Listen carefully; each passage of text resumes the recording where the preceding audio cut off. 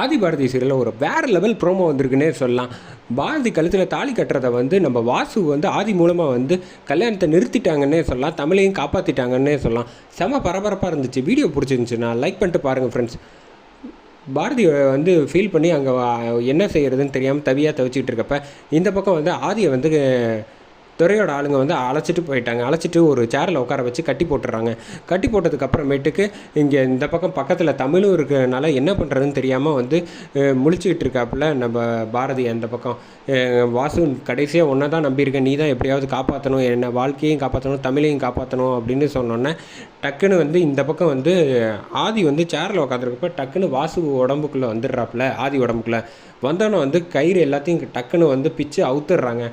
கயிறு அவுத்ததுக்கப்புறமேட்டுக்கு வாசு வந்து ஷர்ட்டெல்லாம் தூக்கி போட்டுட்டு வாசு மாதிரியே செம்ம ஃபைட்டு பண்ணுறாப்புலன்னே சொல்லலாம். ஒவ்வொரு ஆளையும் அடித்து தம்சம் பண்ணிடுறாங்கன்னே சொல்லலாம். அதுக்கப்புறம் வந்து தமிழ் கையில் இருந்த கட்டெல்லாம் அவுத்துட்டு காப்பாற்றிடுறாங்கன்னே சொல்லலாம்.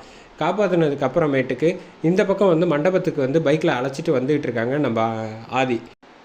இந்த பக்கம் பார்த்தீங்கன்னா மண்டபத்தில் ஃபங்க்ஷனுங்க வந்து தேவையான எல்லா அரேஞ்ச்மெண்ட்ஸ் எல்லாமே ரெடியாகி கோயிலுக்கு வந்துட்டாங்க எல்லோரும். கோயிலுக்கு வந்ததுக்கப்புறமேட்டுக்கு வந்து மணப்பொண்ணாக வந்து அலங்காரம் பண்ணி ரெடி பண்ணிடுறாங்க.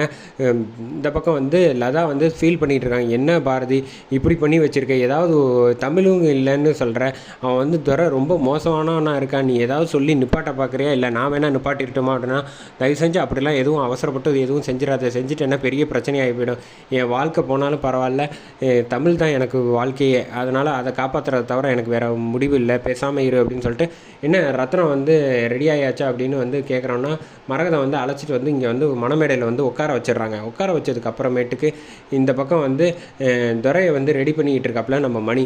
ரெடி பண்ணி முடிச்சுட்டு, என்னடா இது வரைக்கும் சந்தோஷமாக கொண்டு வந்தாச்சு, எந்த பிரச்சனையும் இல்லாமல், ஆமாம் தமிழ் எங்கே, நான் தான் அங்கே வந்து அடைச்சி வச்சுருக்கேன் அப்படின்னு சொன்னோன்னே, சரி கல்யாணம் முடிச்சதுக்கப்புறமேட்டுக்கு அதுவும் ஒரு நல்ல ஐடியா தான், துபாய்க்கு டிக்கெட் போட்டு கொடுத்துட்றேன், 2 பேரும் டக்குன்னு போயிடணும், இங்கே ஒரு நாள் கூட எக்ஸ்ட்ராவாக இருக்கக்கூடாதுன்னு ஒன்று, நான் ஏன் மாமா இருக்க போகிறேன், எனக்கு இங்கே இருக்கிறது இம்சை தான், இந்த ஆதி வேறு இருக்கான் அப்படின்னோடனே, சரி நீ தாலி கட்டுறதுக்கு ரெடியானு அப்படின்னு சொல்லிட்டு மணமேடையில் வந்து உட்காந்துடுறாங்க 2 பேரும்.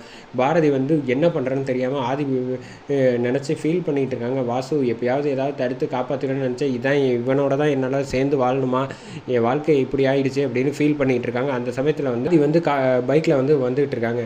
இந்த பக்கம் பார்த்தீங்கன்னா அர்ச்சனை தட்டு வந்து தாலி தட்டை வந்து ஒவ்வொருத்தர்கிட்டையாக காட்டுறாங்க.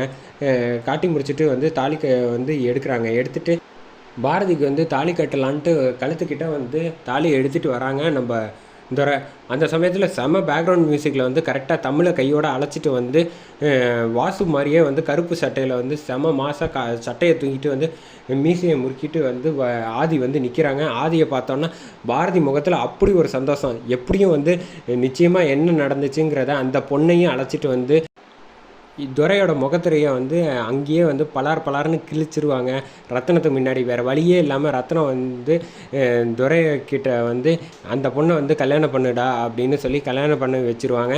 அதோட அதிரடி திருப்பங்களாம் என்னை மன்னிச்சிரு பாரதின்னு ரத்தனத்துக்கிட்ட வந்து சொல்லுவாங்கன்னு நினைக்கிறேன். வெயிட் பண்ணி பார்ப்போம் எப்படி எபிசோடு கொண்டு போகிறாங்கன்னு.